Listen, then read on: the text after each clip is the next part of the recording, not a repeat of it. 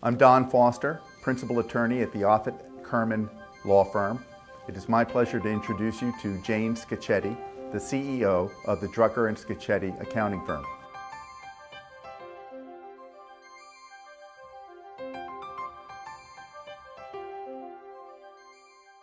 So the statistics change. So, when I give you the statistics, let's use a big rounding number because it depends on how specific you are being. But women traditionally in the C-suites, the CIO, CFO, any of the C-level suites, or on the board are single digits at best representation. And what shocked me was a statistic that I saw where more than 50% of the graduates in the MBA programs of the Ivy League school are women. So more than 50% are coming out well-trained as women.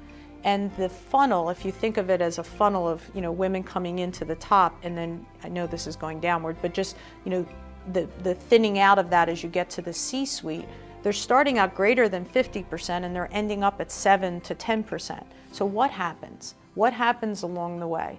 And for years, I didn't think it was really necessary to belong to a women's group because in my mind, I didn't want to be the best women's accountant. I wanted to be the best accountant. And I didn't see a distinction. And I always believed that you should have the best person for the job, not necessarily the best woman for the job.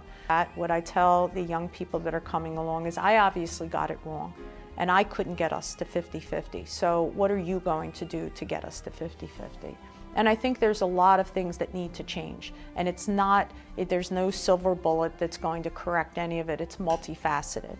And it may start with just being flexible and understanding that our society still imposes raising children more on women than for men. And therefore mothers have more of that responsibility than fathers do. And there are exceptions. This is a general statement, so it's not always applicable, but it's pretty close.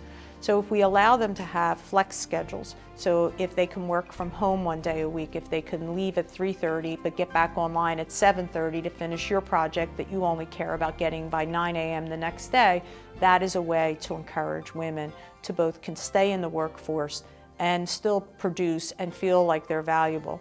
And I do think that women generally, it really upsets me when I hear someone say, well, my wife chose to stay home. She wanted to stay home and raise the children. And I believe that there are people that want to do that.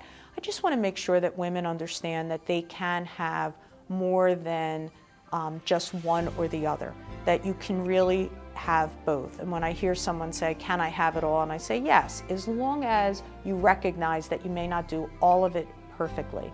So a good friend of mine, Rhonda Cohen, tells a story where Rhonda will say, I went to Target and bought the kids their Halloween costumes. My friend made her children the Halloween costumes. I think it was okay. My kids were still pretty happy to be Power Rangers and whatever. It worked for me.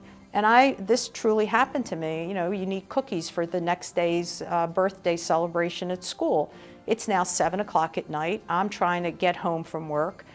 I don't have the time to make cookies. Am I a bad mom if I stop at the grocery store and buy the cookies already made? I think the kids were fine the next day. They didn't realize that I didn't stay up and bake the cookies. And I was impressed with a friend who maybe did the Poppin' Fresh ones. I thought, wow, look at that. You even had time to, put them in the oven. But as long as, your bed might not be made every morning, and maybe you really are, recycling laundry through the dryer instead of the washer because you just want something to smell fresh on your kid and you send them to school. But you do what you need to do because what you want is that fulfillment that comes from being part of your career and having that. And I can tell you, now that I have a daughter who's 26, it means a lot that I have something that is meaningful to me, because if I did my job right, and I'm hoping that I did, she wants to move on and go and start her life, and her life is not mine. So the children that you think will be with you forever, they will, but they will not be there in a needing way for you if you're doing your job well and your children are healthy. They move on, and you need to be ready for when that happens to find something fulfilling. And I think we too many times allow women to take the off-ramp to their career, expecting to come back on at a later point in time and pick up where they left off, and the numbers are showing that's not happening.